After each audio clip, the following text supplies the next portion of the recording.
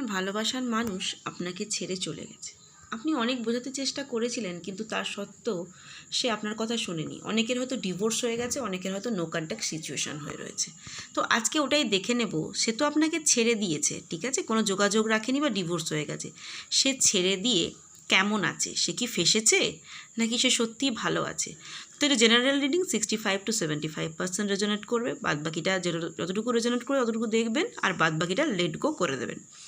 সকল ধর্মের মানুষ, সকল বর্ণের মানুষ দেখতে পারেন, বিবাহিত অবিবাহিত সকলেই দেখতে পারেন, ছেলে মেয়ে সকলেই দেখতে পারেন, ঠিক আছে? তো রিডিং শুরু করা যাক।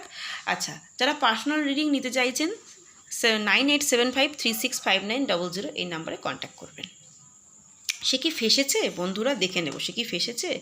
একদমই বন্ধুরা, সে ফেঁসেছে, সে কিন্তু ফেঁসেছে।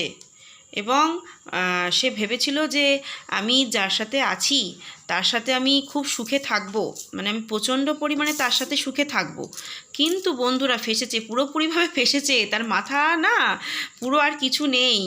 এবং এই যে রিলেশানটা সে ফেঁসে গেছে না, তার জন্য তার মানে কি বলবো, গিটি ফিল হচ্ছে। সে ভাবছে আমি মারাত্মকভাবে ভুল করেছি। সে আমার কাছে থাকতে চেয়েছিল, কিন্তু আমি তাকে থাকতে দিইনি। আমি তাকে চলে যেতে বলেছি, বা আমি তার থেকে ডিভোর্স নিয়ে নিয়েছি।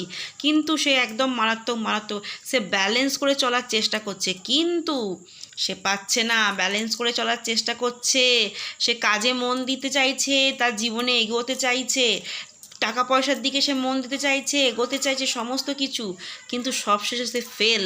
সে কিন্তু আপনাকে ছেড়ে দিয়ে একদমই ভালো নেই। সে আপনাকে ছেড়ে দিয়ে তার মানে যে অবস্থা হচ্ছে না, দেখে নিন। বিশ্বাস না হয় তো একবার দেখে নিন কি অবস্থা। সে পেনফুল, মানে তার প্রচণ্ড সে ভালো নেই। আপনাকে ছেড়ে দিয়ে সে এখন পস্তাচ্ছে, প্রচণ্ড পরিমাণে সে পস্তাচ্ছে।